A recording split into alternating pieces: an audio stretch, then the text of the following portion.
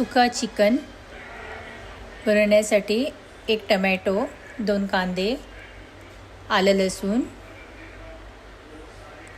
आणि तेजपत्ता आणि खडे मसाले मिक्स आणि चण्याची डाळ अर्धा वाटी आणि काश्मीरी लाल तिखट आणि खोबरं, सुकं खोबरं आणि 1 लिंबू आणि काजू घेतलं आणि दही घेतले अर्धा वाटी.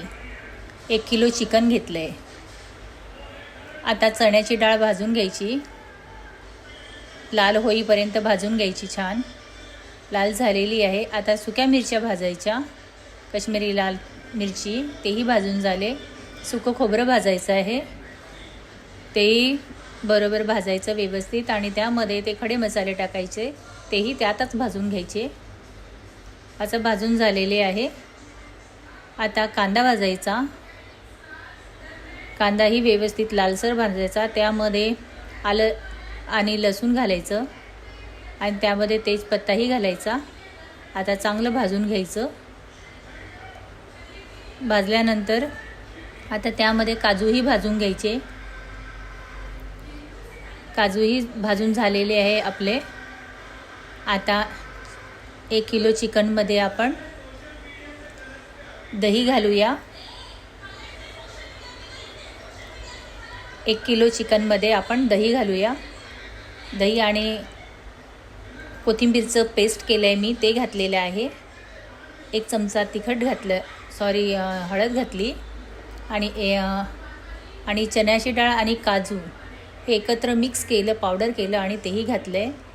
आता चिकनला लावून आपण 20 मिनटासाठी ठेवूया. तेल घ्यायचं, 2 चमचे तेल घेतले आणि आता आलं लसणाची पेस्ट आणि कांदा वगैरे घालून ते आपण याच्यामध्ये घातलेलं आहे तेलामध्ये. आणि ते खडा मसालाही आणि काश्मीरी लाल तिखटही घातलेलं आहे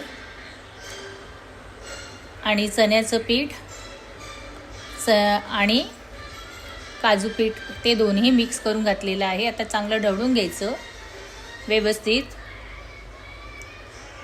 ते ढवळून घेतल्यानंतर त्यामध्ये 1 चमचा हळद घालायची आणि त्यामध्ये गोळा मसाला म्हणजे काळा मसाला घालायचा 2 चमचे, 1 चमचा लाल तिखट घालायचं आणि स्वादानुसार मीठ घालायचं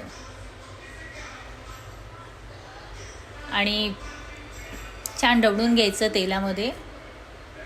आणि आता थोडं पाणी घालायचं. ते लाल तिखट आपण बनवलं ते पाणी घालायचं आणि कोथिंबीरची पेस्ट घालायची आणि 1 टमॅटोची पेस्ट घालायची. चांगलं ढवळून घ्यायचं. आता कलरही येतो आहे छान आणि आता मस्त खदखद शिजते आहे. आता मी हा घरगुती मसाला आहे जो मी बनवते आहे तो मसाला घातला आणि आता त्यामध्ये छान बॉईल होऊ द्यायचं. बॉईल झालं की मस्त तेलामध्ये शिजू द्यायचं. बघा रस्साही घट्ट झाला आहे आणि याच तेलामध्ये आता आपण चिकन घालूया जे 20 मिनटं मॅग्नेट करायला ठेवले होतं. आता हे छान मस्त शिजू देऊ. पूर्ण मसाला लावून घेऊया. मसाला चांगला लावला की चिकन छान मस्त मसाल्याहून एकदम स्वादिष्ट आणि टेस्टी लागतं. सुका मसाला हा जास्त लागतो. आता 15 मिनटासाठी झाकून ठेवायचं. आपलं सुकं चिकन तयार झालेलं आहे. छान मस्त टेस्टीही वाटतो आहे. कोथिंबीर घालायची वरून आणि तुम्हीही करून बघा. माझ्या चॅनलला लाईक आणि सबस्क्राईब करा. सुकं चिकन आपलं तयार झालेलं आहे आणि त्यावर आपण आता झणझणीत रस्साही बनवलेला आहे, तोही मी तुम्हाला दाखवते आहे.